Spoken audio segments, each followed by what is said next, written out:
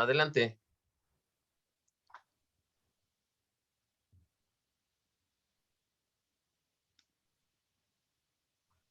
Pueden empezar. Hola, muy buenas tardes, tengan todos ustedes. Estamos iniciando el día de hoy un programa de la revista Foro Jurídico. En nombre del doctor Elías Huertas Hijas, les damos a ustedes la bienvenida. El doctor tenía un compromiso de urgencia, lamentablemente ya no pudo estar aquí en este programa junto con mi querido maestro José Mario de la Garza, un jurista destacado a nivel nacional, con una amplia trayectoria desde el punto de vista académico, y también obviamente es una persona comprometida sobre todo con las diferentes causas sociales y sobre todo con los problemas que actualmente existen a nivel nacional desde el punto de vista jurídico. Pues obviamente, como ustedes saben, es maestro de la Escuela Libre de Derecho, catedrático de diversas instituciones a nivel nacional, también ha participado en diferentes eventos como panelista a nivel internacional y fue presidente de la Barra Mexicana Colegio de Abogados, capítulo en San Luis Potosí, y también en la capital, en México. Como ustedes saben, actualmente el maestro José Mario de la Garza, actualmente tiene su estudio jurídico tanto en San Luis Potosí como en la Ciudad de México, y proviene de una familia con un gran legado jurídico, su papá, él, ahora su hijo, y pues bueno, qué mejor ahora tener la oportunidad de platicar sobre un tema que es muy importante, que tiene que ver con la prisión preventiva oficiosa o justificada y las medidas cautelares que actualmente están lamentablemente estableciendo en diferentes tribunales en el país, tanto del fuero federal como del fuero estatal. Como ustedes saben, también José Mario de la Garza es un activista, claro, desde el tema de las vacunas, que fue de los precursores que promovió los amparos a favor de los niños y de las niñas de este país, y a través de una agrupación que se llama Renace en San Luis, tiene actualmente el objetivo y el proyecto de generar instrumentos de tutela de justicia a favor de aquellos que han sido desfavorecidos por este nuevo sistema de justicia oral. José Mario, bienvenido a este programa. Mi querido Román, pues no sabes qué contento estoy de estar con ustedes esta tarde y de platicar contigo.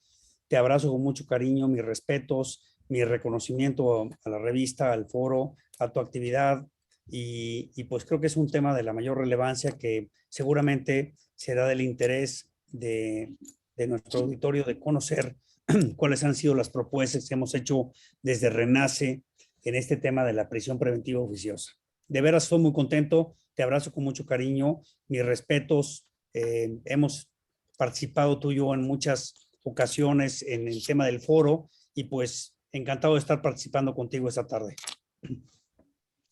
Muchas gracias, José Mario. Pues bueno, antes que nada, platícanos, si quieres, sobre el documental que actualmente hizo el Renace en relación con una persona que tuvo una detención de forma indebida y posteriormente, después de 2 años, hay un drama, hay un trama en relación con este sistema de justicia oral y con la indebida acusación o integración de carpeta en contra de una persona. Platícanos, José Mario. Mira, este asunto del potro se suscita en San Luis Potosí, originalmente en un robo que se origina en una institución que se llama Interapas, que es la encargada de suministrar agua potable en San Luis Potosí.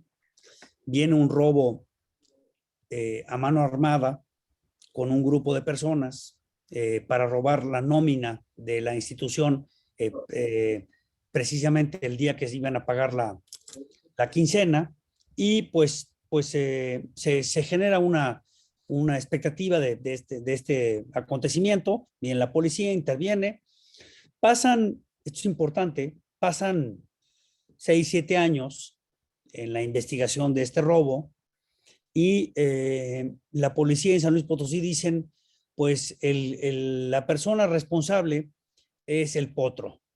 Y entonces empiezan a buscar a una persona en San Luis Potosí que se llamara el Potro.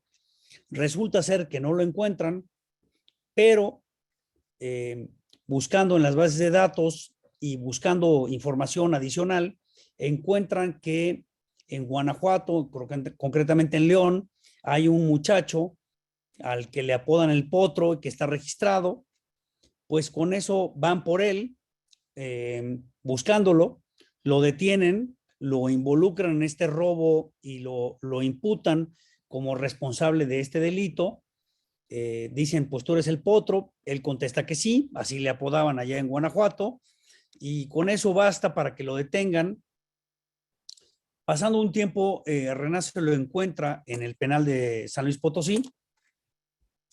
Buscamos su caso, su expediente. Vemos que la única prueba que había para vincularlo a una responsabilidad de este tema del robo en San Luis Potosí era el apodo, en donde él le decían el Potro. Con eso lo vinculan a proceso. Renace lo defiende.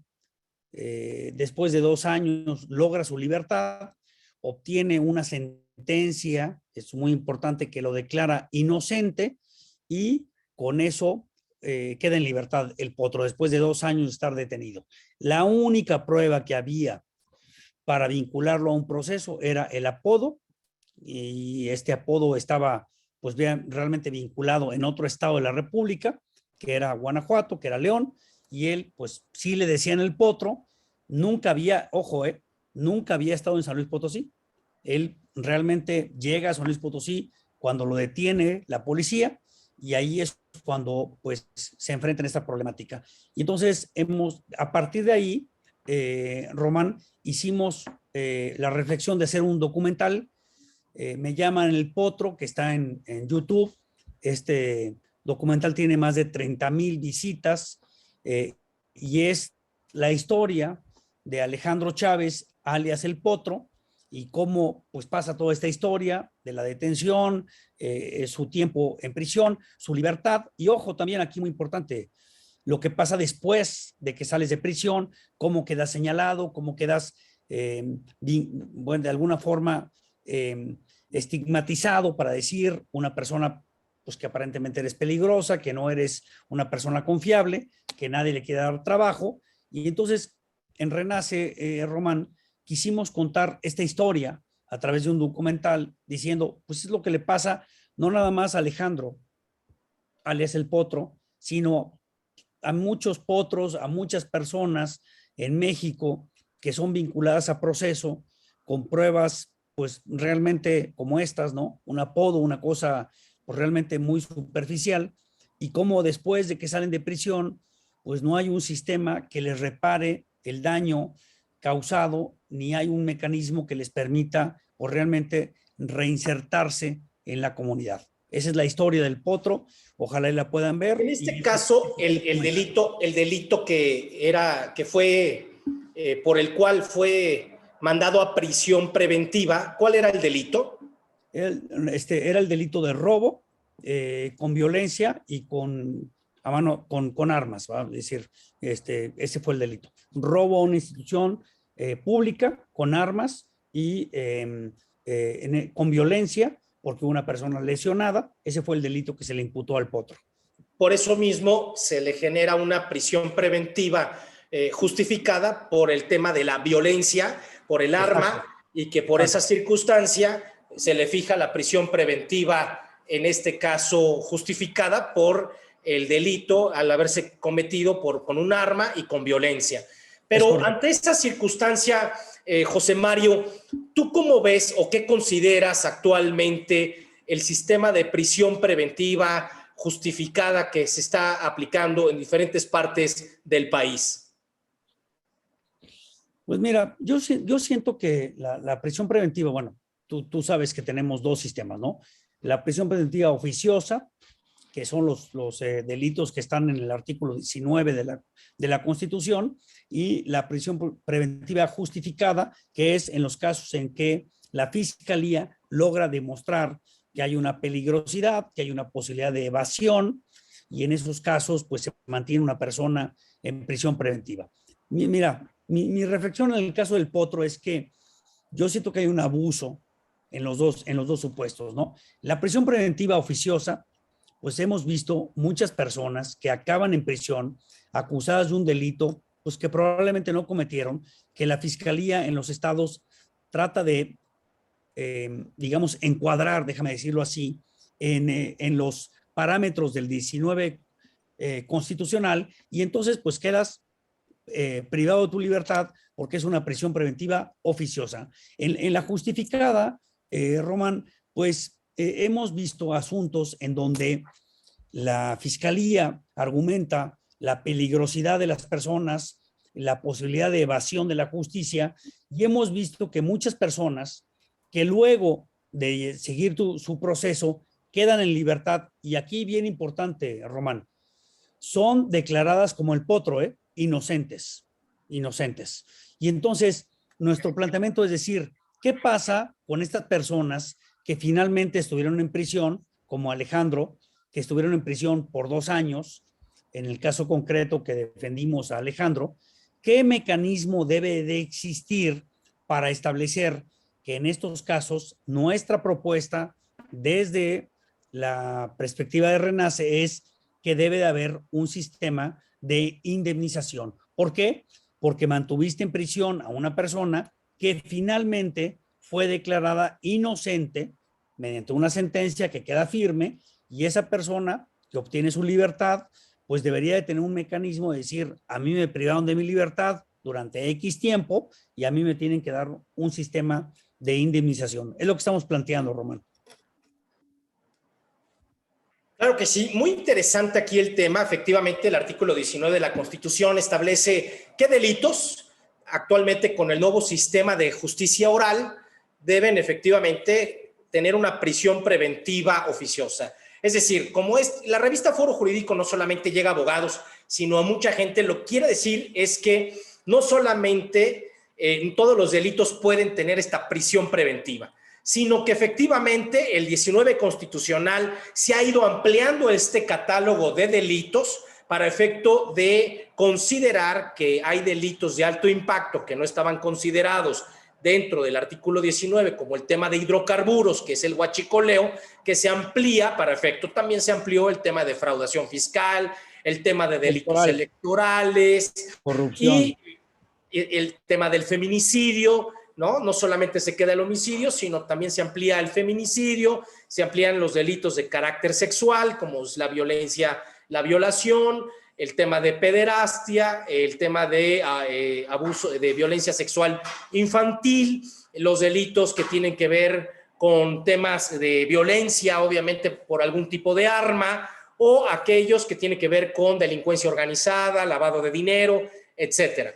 Y entonces, efectivamente, los jueces, cuando se integra la carpeta de investigación y se vincula a proceso, y obviamente cuando la persona se encuentra en la audiencia de control, el juez, al analizar estos elementos, pues no hay ninguna posibilidad si se encuentra dentro de uno de estos supuestos.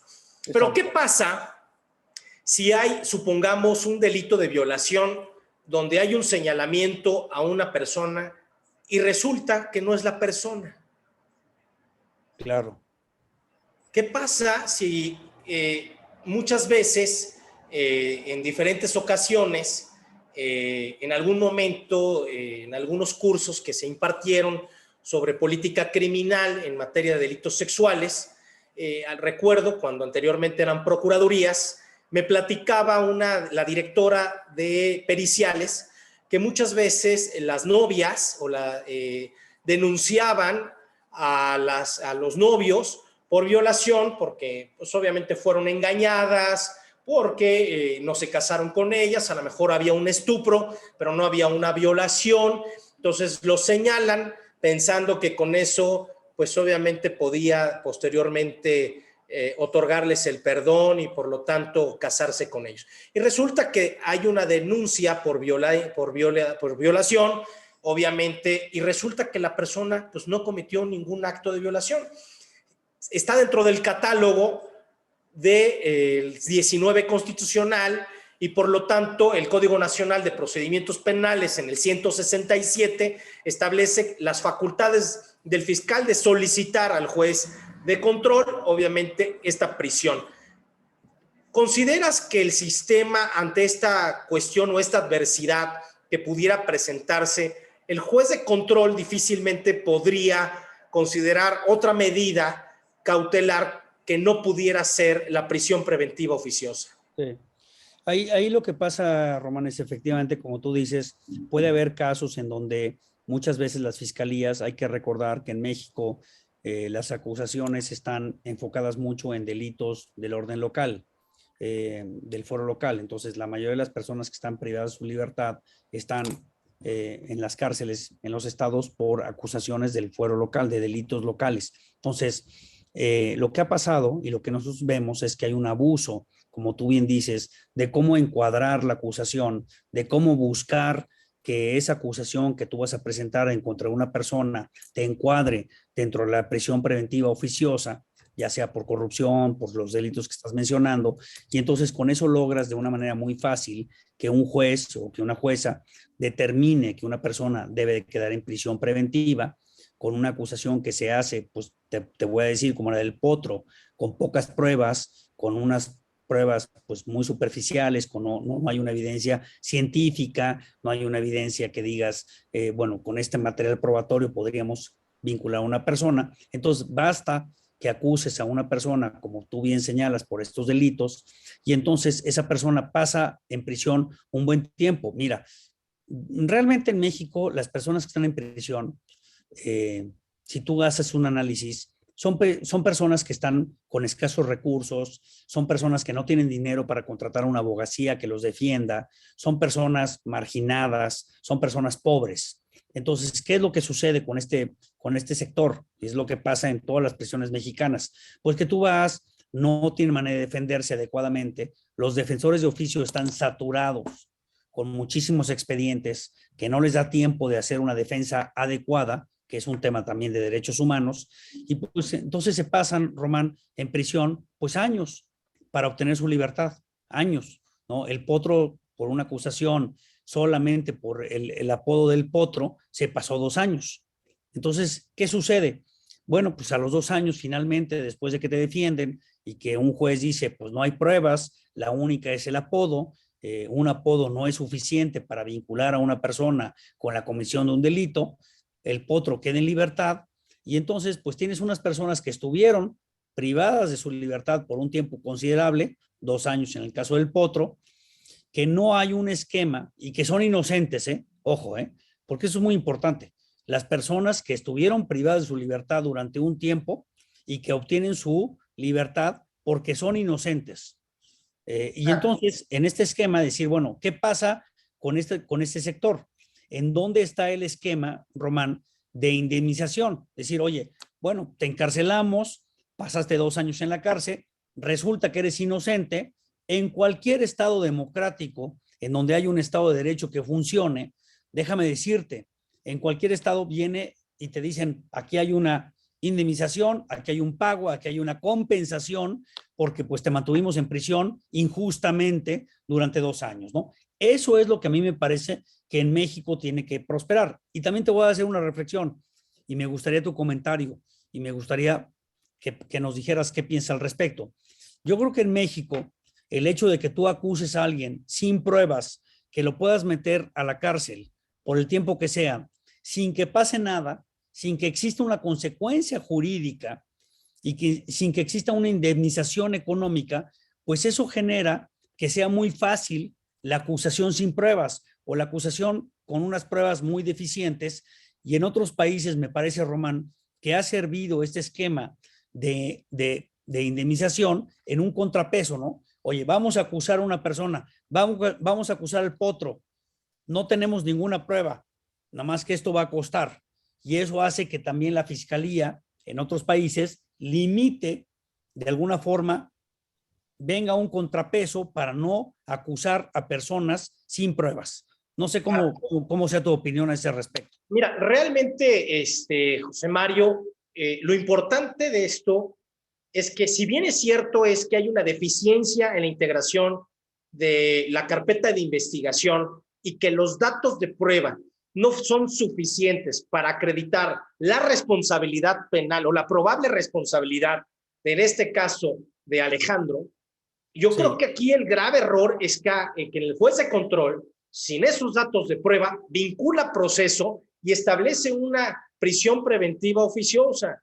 Claro. O sea, estamos hablando de una indebida integración de la carpeta de los datos de prueba, donde no existe ninguna vinculación o ningún otro tipo de prueba que vincule la generación del hecho delictivo y que por lo tanto el juez de control tuvo que haber dejado la inmediata libertad en virtud de que no había datos de prueba para efectos de hacerlo. Entonces, estamos hablando de dos errores en esta circunstancia. Primero, de un fiscal que integra una carpeta de investigación sin una investigación criminal donde efectivamente se tengan los elementos. Y segundo, donde no haya un juez de control con todos los elementos para efecto de hacerlo. Y también tenemos un defensor público, ¿no? Que no hizo una debida defensa a favor de esta persona. ¿Qué es lo que sucede? El sistema en este caso se encuentra, ya lo dijo ayer el mismo presidente de la Suprema Corte de Justicia, lo platicaba con el doctor Elías Huerta el día de hoy, donde me decía, a ver, Román, el presidente de la Corte, Arturo Saldívar, por algo acude el día de ayer a Santa Marta, Catitlán, para efecto de platicar de forma directa con las mujeres que actualmente han sido, muchas de ellas, juzgadas sin perspectiva de género, donde efectivamente fueron ocupadas o en su defecto estuvieron en un lugar donde no querían estar, o simple y sencillamente la pobreza en la que víctimas del entorno social violento, donde existe crimen organizado, donde son amenazadas por su propia pareja, su esposo, y les dice, si no, mira, fíjate que si no trasladas esta droga o las llamados burros que se llaman, o te metes tantas droga para efecto de que en el estómago, pues voy a matar a tu hijo o la voy a violar, pues obviamente se ven amenazadas ante esta circunstancia, y eso efectivamente creo que es plausible por parte del ministro presidente, en donde está diciendo algo está mal en el sistema, está fallando, estamos generando que muchas personas por este error judicial, porque hay un error judicial que es algo que me gustaría que abordaras. ¿Qué consideras tú en relación del error judicial para que derivado de ahí se declare obviamente la nulidad de las actuaciones y por lo tanto pueda ser indemnizada una persona por este error judicial? Y en el error judicial, pues obviamente tú lo platicarás, ¿quiénes serían los responsables de esta indemnización por el error judicial? Oye, excelentísimo. Es un tema muy importante. Mira, te voy a platicar qué hemos hecho. Bueno, yo les invito a todos los que que están conectados esta noche, que puedan entrar a la plataforma YouTube, y ahí está el documental del Potro. Se llama, me dicen El Potro. Tenemos más de 30,000 personas que lo han visto al día de hoy, y yo pues, agradezco a mi querido amigo Román, a mi maestro Elías Huerta, de esta invitación a Foro Jurídico para plantear esta idea. Miren, hemos hecho esta iniciativa para no dejar el asunto del Potro simplemente pues como una historia de injusticias, como pues hay muchas de ellas, como bien lo dice Román, y pues como quizás se vuelve esto la práctica cotidiana en México, ¿no? ¿Qué hemos hecho? Y con mucho gusto compartimos esta propuesta. Hemos presentado en el Congreso de San Luis Potosí, a nivel local, una iniciativa que tiene por objeto buscar un mecanismo de reparación, de indemnización en estos casos. ¿Qué es lo que estamos planteando? Y lo someto a la consideración del público que está participando con nosotros esta noche. Miren, lo que hemos planteado es lo siguiente. A ver qué les parece esta idea. Primer presupuesto. Una persona que es acusada por la Fiscalía de la comisión de un delito. Primer presupuesto. Segundo, esa persona que es acusada queda en prisión preventiva. Acuérdense que aquí tenemos un concepto que es la presunción de inocencia, que es un derecho humano en cuanto a que cualquier persona que es acusada de la comisión de un delito es inocente hasta en tanto no se demuestre con pruebas que esa persona cometió un delito. Entonces, primer supuesto, como les decía, se acusó a una persona. Segundo supuesto, esa persona queda privada de su libertad, ya sea porque hay una prisión preventiva oficiosa o porque se presenta una prisión preventiva justificada.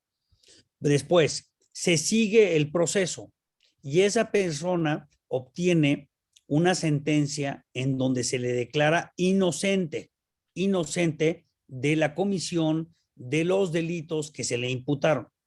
Por tanto, obtiene su libertad, Román. Entonces, nosotros lo que estamos planteando en ese supuesto específico que estoy comentando es que a esa persona se le tenga que pagar una indemnización equivalente a un salario mínimo por el día que pasó en prisión. Me voy a referir al caso del Potro. El Potro fue acusado de un robo con violencia. Estuvo en prisión 2 años. Un juez determinó que el Potro, Alejandro Chávez, es inocente. Nosotros planteamos que Alejandro Chávez debe ser indemnizado, cuando menos, con un día de salario por cada día que pasó en prisión. Más o menos calculamos, para que tenga una idea las personas que nos están compartiendo esta noche, más o menos calculamos que el monto de la indemnización serían 60,000 pesos aproximadamente por año, es decir, al Potro le tenían que pagar 120,000 pesos. Esa es nuestra propuesta. Ya presentamos la iniciativa a nivel local. Nuestra idea, Román, es que este proyecto pudiera tomarse como referencia para llevarlo a otros congresos de otros estados de la República y que pudiéramos generar un esquema en donde estos casos, en donde, ojo, hay una acusación, la persona está privada de su libertad, se le declara inocente. ¿Y esto por qué lo digo, Román? Porque, como tú sabes, muchas personas que han sido privadas de su libertad pueden obtener su libertad por otras causas, ¿no? Preliberación, amnistías, amparos o recursos que se promuevan en donde se argumenten violaciones procesales. Pero ojo, el caso del Potro, Román, es tú eres inocente del delito que te estamos imputando. O sea, te acusamos de haber robado con violencia a una institución. Después de seguir el proceso, un juez, Román, determina que eres inocente.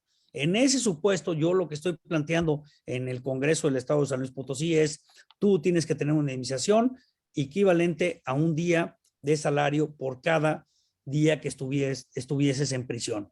Me gustaría mucho, Román, escuchar tu opinión, porque creo que ese es un punto fundamental de los pesos y contrapesos y del esquema de reparación del daño, porque mira, el Potro, Alejandro Chávez, nadie le quiere dar trabajo, todo el mundo lo ve como una persona peligrosa. Las empresas a las que ha tocado la puerta, Román, ha buscado trabajo, porque lo hemos platicado con él, no le quieren dar trabajo. Entonces, fíjate bien, el daño que te causa la prisión en México de una manera en la que queda señalado, nadie te lo repara. Este es un mecanismo de reparación económica, pues te diría yo, residual al daño que te causa estar en prisión en México. Claro. Sí, realmente. Una pregunta más para confirmar. De acuerdo al documental, Alejandro sale en qué etapa procesal, vía amparo indirecto. No, vía sentencia, Román. O sea, en la sentencia del juez. El juez resuelve dejarlo en libertad en el día, el juez. Entonces, observa y manifiesta que es inocente la persona. Exacto. O sea, el juez dice, vamos a analizar el asunto, ¿qué pruebas hay? El Potro, ¿no? El responsable es el Potro. El juez de primera instancia en San Luis Potosí pone en libertad al Potro, porque el juez, no fue vía amparo, el juez determina que no hay pruebas para determinar la responsabilidad de Alejandro como posible responsable de un robo. Ese es el caso de Alejandro. Sí, claro. Y aquí en este caso, lo que habría que analizar es que después de 2 años, usted disculpe, Exactamente. ¿no? Cuando vi el documental y veo que pierde a su pareja, Sí, ¿no? hijas. Sus hijas, pues obviamente después de 2 años, sus amigos, su familia, Sí, con 1,700 pesos dice que sale a la calle y claro. que el estigma de una persona que ha sido señalada, que ya estuvo en prisión de forma indebida, donde el sistema opera en contra de una persona. ¿Y cuántos casos en este país viven esta circunstancia? Muchísimos son. Yo sí creo que el sistema de justicia hoy en día, y hacemos un llamado, yo hago un llamado así al presidente de la Corte, porque creo que donde está el cuello de botella en este momento es en los jueces de amparo. Sí. Porque muchas veces cuando se da esta vinculación a proceso y una medida de prisión preventiva o justificada, a pesar de que existen 14 medidas cautelares para que las personas no precisamente estén en prisión, se les otorga. sí creo que en este caso los jueces de distrito deben actuar de forma inmediata y hasta en materia cautelar, en materia de suspensión, ordenarle a los jueces de control dejar la inmediata libertad y fijar otro tipo de prisión preventiva. Claro. Porque lamentablemente lo que está no. haciendo los jueces de amparo es, ¿sabes qué?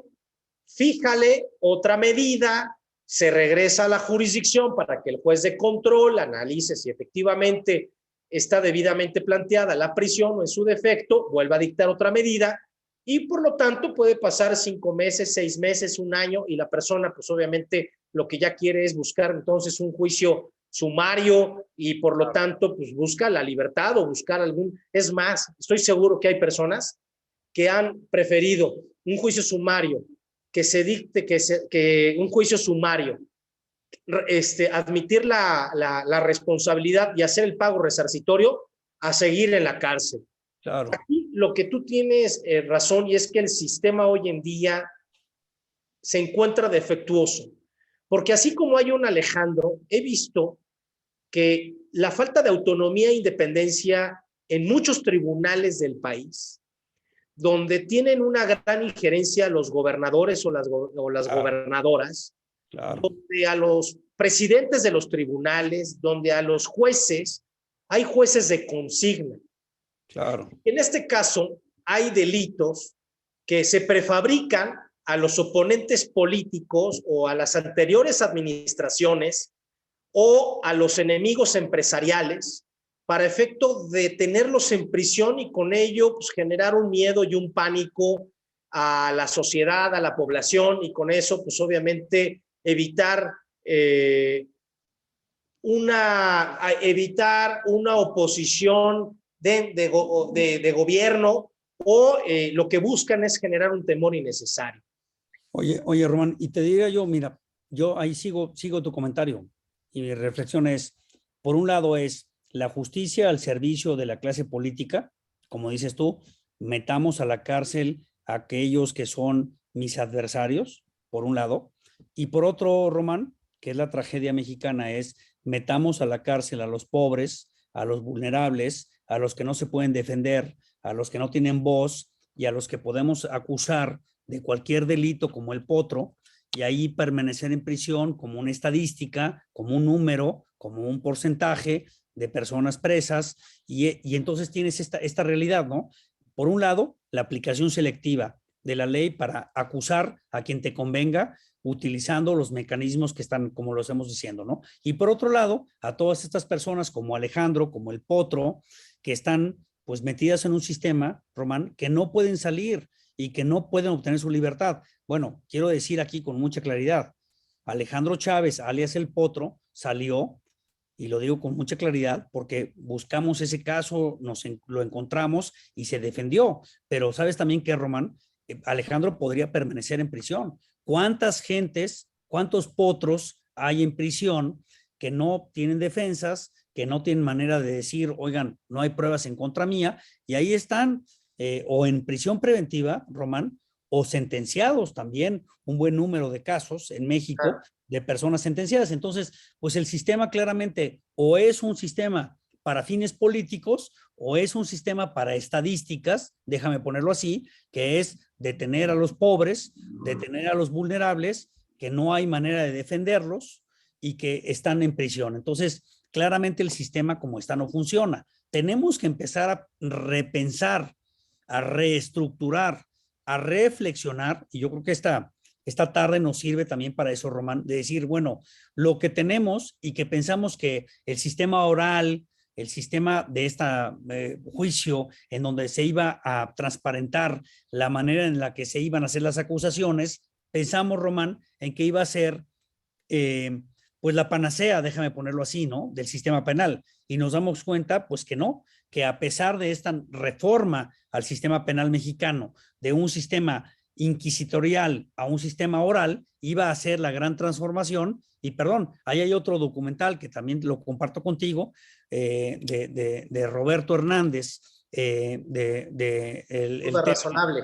De duda razonable de unas personas acusadas en Macuspana de una supuesta delito de secuestro, que pues, también invito a que los que no lo han visto lo vean, y te das cuenta, pues dices, ahí está el sistema oral, Román, ahí están las acusaciones como están transparentadas, y ahí tenemos a 3 personas acusadas de un delito, pues que claramente pues no cometieron, ¿no? Y ahí los tienes en prisión, indefensos, y a través de un documental, pues se ponen visibles, así como el potro, ¿no? Pero ¿sabes qué, Román? ¿Cuántas gentes pueden estar en un documental? ¿Cuántas gentes pueden estar visibles, déjame decírtelo así, para poder ser defendidas? ¿Cuántas millones de potros hay que no están visibles? ¿Cuántas gentes en Macuspana están presos que no están visibles? Esa es la tragedia del sistema mexicano que hay que señalar. Y lo que pasa es que la tragedia integra a varios sectores del Estado. Yo lo veo así. Un primer respondiente, que son las policías, totalmente, que no tienen preparación para efecto de llevar a cabo las detenciones, para hacer la cadena de custodia, ¿no?, de los elementos del delito. Una falta de preparación para política criminal y de investigación. Un Estado que no interviene en relación al crimen organizado, donde existen más de 100 y tantas mil personas muertas, y que me puse a pensar que efectivamente si uno analiza los últimos 3 sexenios, pues quiere decir que hay más de 350,000 ejecuciones que no han sido investigadas y que no van a ser investigadas.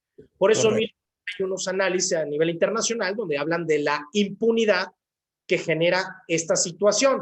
Es decir, porque pues, son criminales, hay una célula que son ejecutados, pues obviamente ya no hay por qué investigar quién los ejecutó. Y entonces hay un tema de más de 300,000 personas perdón, que no fueron sentenciadas por esta comisión de delitos. Entonces, el tema es que hay una falta o indebida política judicial. Es decir, fíjate que te comento que yo tuve el honor de mi padre, abogado al igual que el tuyo, que mi papá fue defensor público, 30 años. Quiere decir que había un instituto de defensoría pública, una procuraduría del ciudadano, donde había abogados de prestigio, con conocimiento, que efectivamente defendían, en este caso, cuando eran en el sistema inquisitorio, a la averiguación previa, A y la B, etcétera, y la sentencia, y obviamente pues, salían las personas en libertad.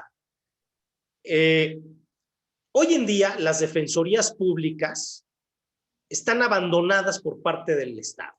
De acuerdo. No tienen recursos públicos suficientes para llevar a cabo una debida defensa. Están igual que los policías. Es decir, si el policía gana 10,000 pesos, y eso ya me estoy yendo en algunos lugares hasta con un buen salario, pues los defensores públicos ganan lo mismo. Sí. Una debida defensa si aparte tiene cada defensor público o procurador cientos de expedientes, Román.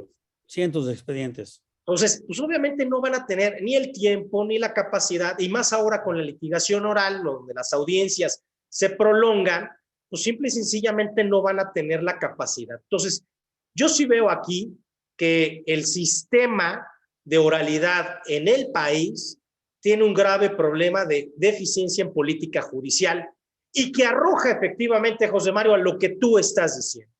Este error judicial, esta indebida integración de carpeta está generando que un ser humano, una familia sufra y que tenga un daño moral irreversible.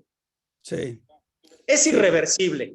Y yo creo que por eso, Román, tenemos que plantear soluciones, porque mira, el caso del Potro, pues nos tiene que llamar a la reflexión. O sea, no puede ser nada más un documental, no puede ser nada más una defensa, no puede nada más ser una persona en libertad. Yo creo que a partir de estas reflexiones que hacemos contigo esta tarde, tenemos que decir qué propuestas hacemos. A mí me parece que una muy específica es decir, si tú encarcelas a una persona que resulta ser, Román, inocente, pues esa persona tiene que tener un mecanismo de indemnización.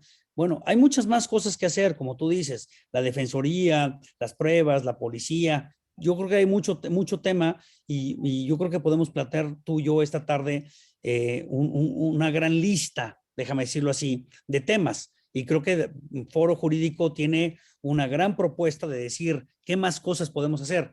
Yo estoy proponiendo una cosa: indemnicemos a las personas que encarcelamos injustamente. Esa es una cosa. Oye, ¿esto va a resolver todo el problema? No, esto va a resolver una parte del problema y creo que habrá muchas más propuestas, Román, que puedan enriquecer el que el sistema funcione. Esta propuesta de un salario a 2 salarios mínimos, ¿es de 1 o 2 salarios tu propuesta? De uno. De un salario mínimo en favor de una persona, ¿sería responsabilidad del Estado, responsabilidad patrimonial del Estado derivado de un enjuiciamiento injusto? Gran pregunta. Mira, yo siento que una persona que fue encarcelada injustamente, Román, para mi forma de ver es una víctima.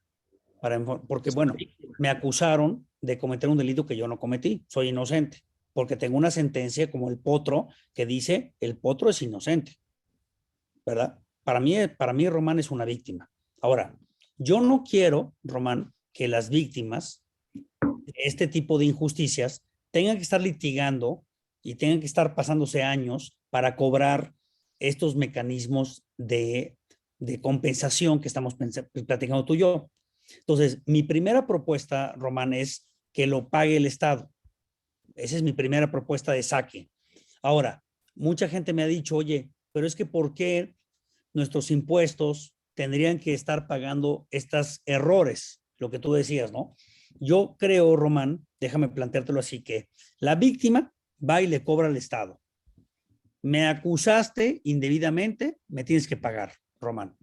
Y el pago tendría que ser inmediato. Ahora, a mí me parece, Román, que el Estado sí debería de poder repetir, déjame ponerlo así, en contra de los funcionarios que actuaron de manera negligente, indebida, ilícita, para acusar a una persona que no cometió un delito.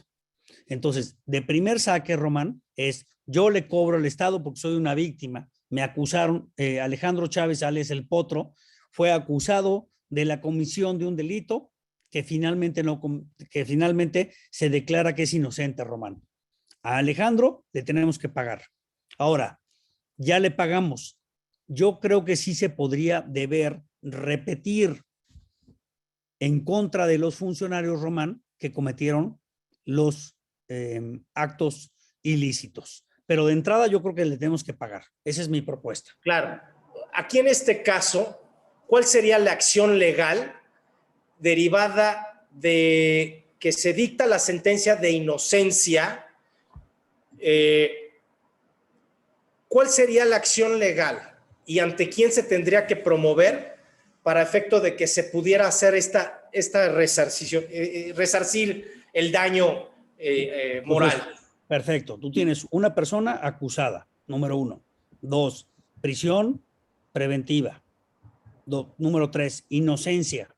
Sentencia firme, ¿no, Román? Aquí está mi sentencia. Con esos documentos me presento. Mi propuesta es, hago una petición con estos documentos diciendo, 1, fui acusado de la comisión de un delito, Román. 2, fui privado de mi libertad. 3, fui declarado inocente. Págame. Para mí no debe haber ningún litigio. Es yo lo veo como, Román, como una petición. Aquí la pregunta a la Secretaría de Finanzas del Estado de San Luis Potosí. ¿El Estado es el que debe pagar por esta circunstancia? Sí, ese es mi planteamiento, sí. Claro. Oye, sí. Y en este caso, ¿no sería el juez el que lo mantuvo en prisión? Pues sí, es decir, ahí entramos en estas cuestiones, ¿verdad? ¿Quién es el responsable? El que acusa, tú lo dijiste muy bien, el que acusa, el que mantiene en prisión, ¿dónde está el tema de quién es el responsable, no? Creo que es un tema complejo, ¿no, Román? Pero pues sí, pudiera ser. Aquí en este caso, la responsabilidad es por quien tiene las facultades de investigación del delito. Y en este caso, las fiscalías pues, son órganos autónomos del Estado.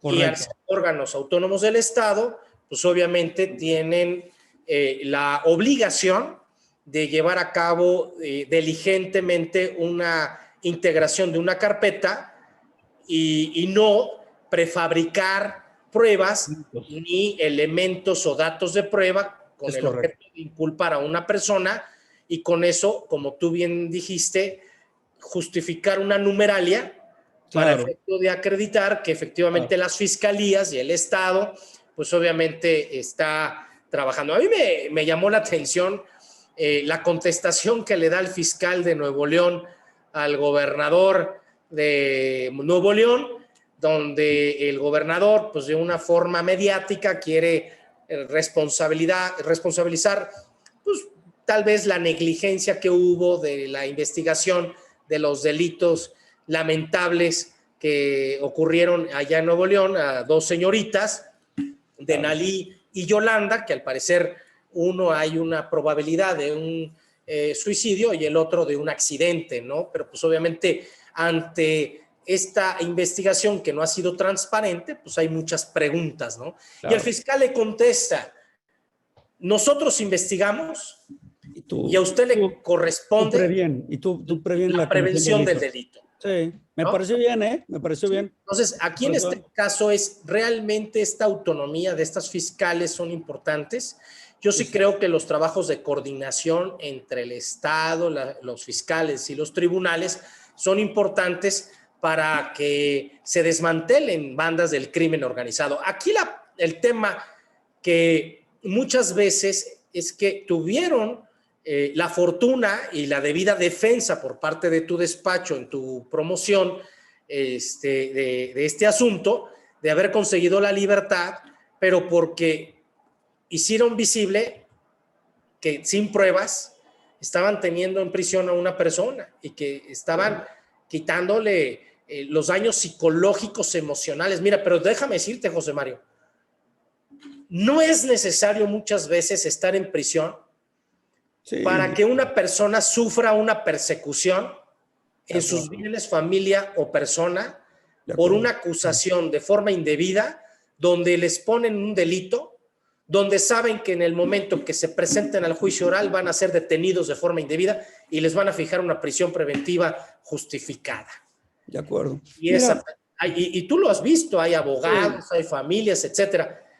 Y ante esa circunstancia, sí hay un daño moral a las personas y que a mí me queda muy claro que es un tema de justicia para los miles de detenidos, de mujeres y hombres en este país, que por lo menos ese salario mínimo les va a dar a reintegrar la posibilidad de tener por lo menos un modo honesto de vivir en lo que se reintegran a la sociedad. Oye, pero es que esto, Román, de veras no sabes lo importante que es. Nosotros en Renace, estas defensas las hacemos pro bono, obviamente, y vemos como efectivamente lo que dices, y a veces me duele mi país, cómo se cometen estas injusticias, Román, de veras que me duele México y me duele mi país. Salen las personas, como dices tú, de cárcel, sin nada, con una mano enfrente, otra atrás, literal, señalados, acusados, sin ninguna oportunidad, Román. Me parece la historia del potro, inclusive el cómo lo abrazamos, te lo digo de corazón, de cómo llora el potro de estas cosas, y cómo decir, como dices tú, no tener ni un peso para poder empezar. Me parece que no podemos construir un país, Román, te lo digo de corazón, en que esto pase. Yo creo que nosotros que somos abogados privilegiados, tú, yo, los integrantes de Foro, tú y yo hemos participado en barras, en muchos eventos. Yo creo que tenemos una responsabilidad enorme, Román, enorme, te lo digo así, te lo digo de corazón, te lo digo como mi hermano.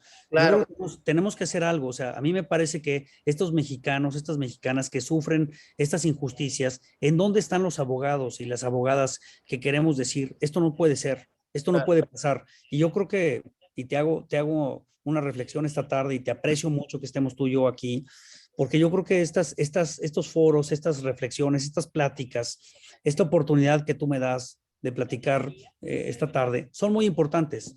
Y pues realmente te abrazo con mucho cariño, te aprecio mucho y creo que esto es una manera de decir, vamos a unir a la abogacía para decir, vamos a hacer algo por estas personas y vamos a hacer propuestas y el documental del Potro es lo que quiere, Román, decir, alcemos la voz, ¿no? O sea, aquí estamos los abogados privilegiados de este país, los que pues tenemos todas las oportunidades, ¿no, Oye, Román? José Mario, te voy a hacer una pequeña reflexión y a lo mejor una pequeña crítica ante esta circunstancia. ¿No crees tú que abonamos a la polarización del país, a decir solo los pobres son sentenciados y los ricos no? Solo los pobres tienen un sistema indebido y las élites no. Porque entonces también podremos crear una situación donde los pobres tal vez sí llevan actividades delictivas, sí, pero como no tienen una debida defensa o como no tienen un abogado, un abogado de estos avesados, o que también dentro de este sistema de corrupción, porque es a lo que se refiere el ministro Saldívar, donde si hay abogados de élite, también quiere decir que hay abogados corruptos y que por lo tanto, pues ante esta circunstancia, son aquellos que obtienen la libertad por jueces corruptos y entonces todo es corrupto. Y entonces lo único que hacemos es polarizar al país entre los pobres y los ricos, sí, los abogados de élite y los abogados no de élite.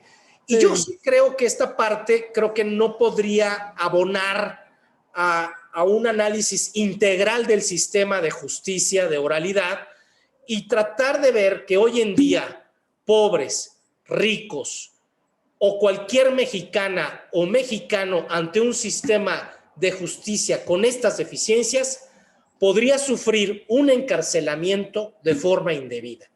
De acuerdo contigo, Román. Yo creo que no es nuestro objetivo, ni tuyo ni mío, polarizar el país. Yo creo que estamos buscando que el país funcione bien. Creo que tenemos una responsabilidad importante como abogados, como abogadas, y pues estas pláticas, Román, estas reflexiones, pues sirven para eso. ¿Qué vamos a hacer para que el país funcione? Yo de verdad te aprecio mucho esta tarde que hayamos hecho este ejercicio. Creo que es una propuesta la que estamos haciendo desde Renace, con mucho gusto a todas las personas que están conectadas el día de hoy. Yo la comparto, la iniciativa. Me gustaría mucho escuchar críticas y puntos de vista de la propuesta que ya hicimos al Congreso, Román. Y pues, mira, mi reflexión como abogado, Román, tú y yo lo hemos platicado, es Bueno, vamos a hacer propuestas. Yo creo que hay muchas cosas por hacer, Román, y creo que esta es una idea. Bueno, habrá otras que se puedan hacer. Yo invito a la abogacía de mi país, a los abogados y a las abogadas de México, a que no hagamos solamente, como tú bien lo dices, Román, una posición de polarizar. No hagamos eso. Hagamos propuestas, hagamos reflexiones, hagamos ejercicios como los que estamos haciendo esta tarde, de suyo extremadamente positivos, en donde nos escuchemos de una forma respetuosa, Román, y podamos hacer propuestas. Yo creo que eso es lo que la población está esperando de nosotros, ¿eh? Claro. No tanto polarizarnos, Román, como bien Y dices. aparte lo más importante que yo veo, José Mario, es que tú tienes una perspectiva que tiene los dos análisis, centralista y federalista. Es decir, Exacto. me queda muy claro que has jugado en los grandes despachos del país, te has relacionado con los ministros de la Corte, con el fiscal general de la República, ¿no? Y de otra forma, cuando aterrizas a San Luis Potosí y aterrizas a los municipios y aterrizas al país en donde ves entidades federativas completamente vulnerables ante este tipo de sistema de justicia, no solamente penal, sino también mercantil, familiar, etcétera, donde ves la deficiencia en muchas cosas. Y también, hay que decirlo, muchas veces yo me he sorprendido de jueces y juezas de los diferentes estados del país que tienen más preparación y más sensibilidad que los del centro, ¿no? Y esa es una circunstancia, o sea, y entonces esta parte de tu propuesta que se me hace muy viable, ojalá que el gobernador sea el que receptivo, que sea receptivo a estas propuestas y que no lo vean como una afectación al erario, ¿no? Sino que lo vean como una posibilidad, ¿no? De reparación del daño. Que la reparación del daño, ¿no? Y que después, en una acción cambiaria vía de regreso, demanden a los jueces y a los fiscales para que, porque, y resarzan por este acto indebido al Estado, ¿no? Así es, mi querido Román. Hay que jugar en la cancha federal y en la local. La importancia de lo local, tú y yo lo hemos platicado, es trascendental. Lo que pasa en los estados y los municipios es de la mayor relevancia de nuestro país. Hay que saber actuar ahí, como tú bien dices. También en la cancha federal es importante. Hay que buscar una modificación al Código Nacional de Procedimientos Penales, pero también en lo local, ¿no? Y pues creo que esta iniciativa se pudiera, déjame decirte así, replicar en todos los estados de la República y podríamos tener mañana un sistema que dijeras, ojo, vas a acusar al Potro, vas a acusar a Alejandro Chávez, eso va a costar dinero, eso va a costar una reparación y estoy seguro que eso también va a generar una limitación, Román, en acusaciones frívolas, en acusaciones superficiales, en acusaciones sin pruebas, ¿no? Creo que por ahí va esta idea, ¿no? Totalmente negligentes, ¿no? Exactamente. Que te comento, alguna vez hice una propuesta donde en el amparo, donde cuando se concede un amparo, técnicamente hay una autoridad que de forma abusiva violentó los derechos humanos de la persona. Correcto. Y que al haberlo violentado, el propio juez debería, en vía incidental, generar una planilla de liquidación del daño que ocasionó un acto indebido por parte de un funcionario público, sea judicial, sea administrativo o sea de un órgano autónomo. Es decir, el propio amparo podría generar las condiciones para crear una indemnización para que las personas que han sido afectadas en sus derechos humanos, el juez federal no solamente se concede el amparo, sino te advierto a ti, autoridad responsable, que de ser cierto el acto y de ser considerado el derecho humano violado, se puede generar un pago por la indemnización de tu actividad de forma irregular. Porque si no hay en este país una sanción de carácter económico, de responsabilidad en contra de los funcionarios, simple y sencillamente no habrá. Mira, yo he sido funcionario también. Sí. Y sé, claro, hasta dónde está mi actuar dentro de mis competencias. Y por Correcto. supuesto que hay errores que a lo mejor uno puede advertir. Claro. Y en este caso es mejor que en lugar de estar defendiendo un acto de autoridad que sabes que es indebido, pues mejor te allanas a la demanda y generas un nuevo acto de autoridad para efecto de beneficiar, en este caso, a las personas. Pues bueno, aquí tenemos una pregunta. Dice, la propuesta de indemnización es muy buena, pero considero que el problema se debe solucionar antes de las restricciones a la prisión preventiva para ser tomada en cuenta para aplicarse. Sí, sí, el problema está en el 19, que se ha ido incrementando de forma irregular. Pues esta idea de meter el tema en la Constitución, mi querido Román, pues pone un tema complejo, ¿no? Porque para modificar el 19 y cambiarlo, pues pasas por reformar la Constitución. Pero sí, estoy de acuerdo. Yo honestamente veo, esta pregunta es muy buena, yo lo veo así, Román. Políticamente es difícil modificar el 19, porque también es un tema de política que no veo a muchos de los legisladores queriendo transitar ahí. Por eso mi propuesta es decir, ante la dificultad de modificar el 19, Román, vámonos al mecanismo de indemnización. Pero si me preguntaran, yo cambiaría el 19, por supuesto. Y que yo diría que nos fuéramos por esa ruta. La veo compleja y también quiero ser práctico y quiero ser qué es lo que se puede lograr, ¿no? Claro. Yo te comento, como tú sabes, yo también formo parte de la Asociación Nacional de Doctores en Derecho, donde el doctor Elías Huerta Cijas es el presidente de la asociación. Decirte que uno de los fundadores y quienes propiciaron el juicio oral en México es el doctor Elías Huerta a través de la asociación. Correcto. Hace más de 15, 16 años, con Vicente Fox, hubo un evento donde se trajo el primer juicio oral con unos jueces, norteamericanos, donde hicieron la representación, me acuerdo, en el Hotel Hilton, ahí de Juárez. Yo estaba ahí, estábamos los dos. Estábamos ahí y también estaba un fiscal antimafia de Italia, donde para efecto de los jueces sin rostro y todo eso. Y la Fiscalía Independiente en materia de corrupción, ¿te acuerdas? La Fiscalía Independiente en materia de corrupción, y yo en alguna ocasión tuve la oportunidad en la Embajada de los Estados Unidos, a través de este programa que fomentaba el apoyo a capacitación en materia de oralidad, con Alejandro Martí, después de una plática con el doctor Huerta y con su servidor, el doctor Alejandro Martí le interesa tanto el tema que después lo retoma. Sí. Y a partir de esa plática que tuvimos ahí en los comederos de la UNAM, Alejandro Martí toma el caso y se empieza a potencializar el tema de la oralidad en este país. Sí. Entonces, yo creo que tu propuesta el día de hoy debe ser tomada por todos los congresos del país, debe ser valorada, y así como, por ejemplo, establece Jorge Arellano, que lo tenemos aquí en el seminario, que dice, cuenten con los abogados del Colegio de Abogados del Estado de México. Súper. Y también hay varios colegios y asociaciones. Mira, abrazo para Jorge, de veras. Sí, yo sí creo.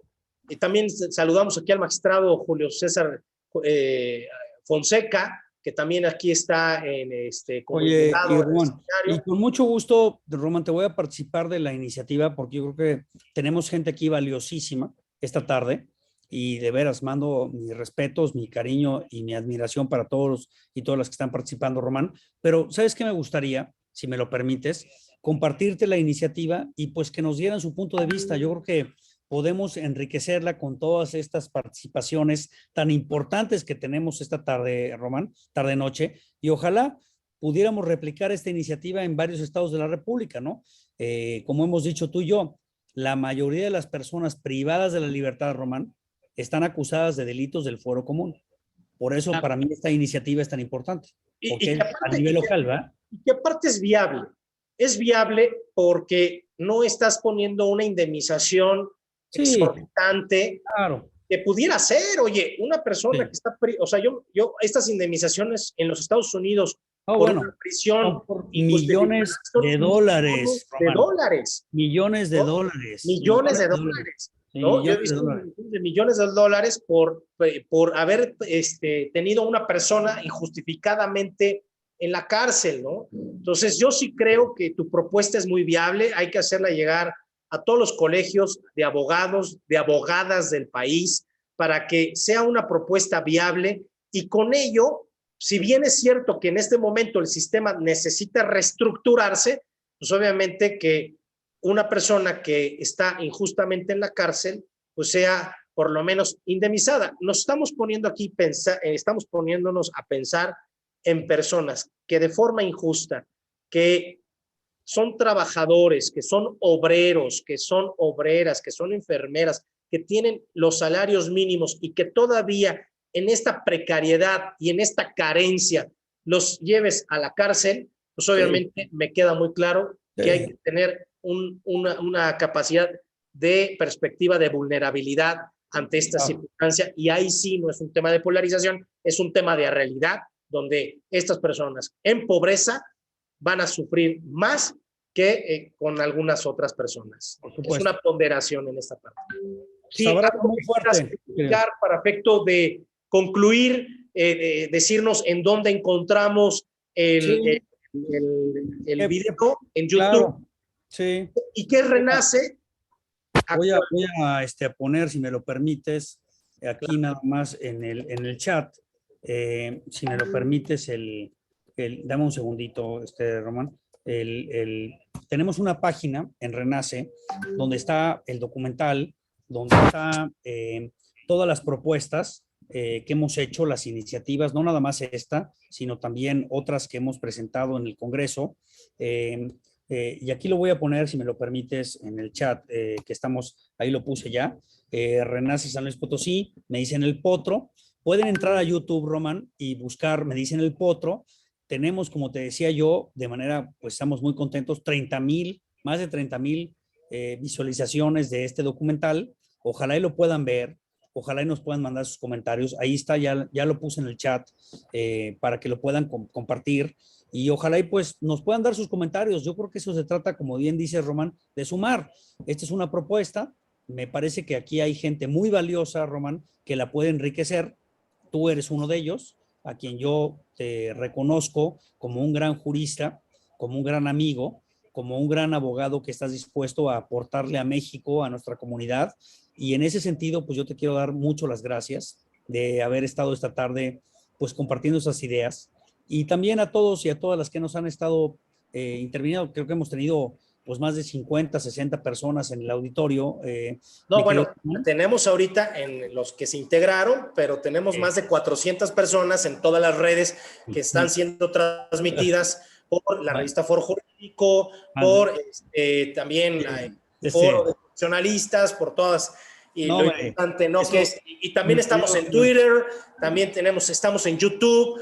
Y lo importante de esto es que conozcamos la propuesta, que los ejecutivos de los estados no sigan cerrándose a las propuestas. Por supuesto. Que no vean estas propuestas de la oposición cuando no vienen de sus propios partidos políticos, sino que lo vean como una propuesta ciudadana necesaria, donde hay un dolor humano real, donde las personas sufren psicológica, emocional, patrimonialmente, donde muchas personas no se vuelven a recuperar. Porque lo único que pasa es que una persona que no tiene trabajo, que no tiene familia, que no tiene cómo conseguir trabajo y que después de haber estado en la cárcel se vuelven personas con un alto porcentaje de posibilidad que se integren a bandas de crimen organizado, porque son los que sí le van a poder dar la mano cuando salen a la calle y no tienen nada. Por supuesto. Oye, pues Román, muchas gracias. Está puesta ahí la página. Ojalá y puedan visitarnos. Claro. Y ojalá podamos retomar esta conversación. Te aprecio mucho. De veras, mi reconocimiento, mi admiración, mi cariño a tu amistad siempre.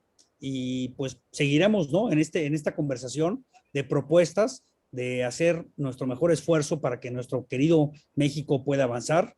y ya sabes que cuentas conmigo. Yo Claro. estoy a la orden de todos los participantes y vamos a seguir avanzando y te aprecio mucho este espacio. De veras, todo mi reconocimiento y mi cariño para Foro Jurídico, para ti como un gran jurista, comprometido con nuestro país, comprometido con cambiar a México. Te abrazo y de veras todo mi aprecio y todo mi reconocimiento, mi querido Román. Claro, al contrario, pues, muchas gracias a la revista Foro Jurídico, a mi querido doctor Elías Huerta Cijas, quien ha creado estos programas, quien es presidente de la Asociación Nacional de Doctores en Derecho, y sobre todo decirles que la revista Foro Jurídico es la revista de mayor importancia y de trascendencia a nivel nacional desde hace muchos años, donde lo que se busca es generar reflexiones para que todos los juristas de este país puedan hacer sus aportaciones. Recuerden, Renace, me dicen el potro, en YouTube pueden encontrar ustedes este video que habla de una realidad muy clara, donde una persona con un solo señalamiento fue injustamente privada de su libertad. Te agradezco, José Mario de la Garza, por la oportunidad de platicar con la revista Foro Jurídico. Me siento, al igual que tú, comprometido para que este país tenga más justicia y, sobre todo, hacer una propuesta que estoy seguro va a ser aprobada por el Congreso de San Luis Potosí. Y si no, vamos a echarles montón. Te agradezco mucho y muchas felicidades. Un abrazo a todos. Abrazo fuerte. Te aprecio mucho. Gracias a todos. Buenas noches. Gracias.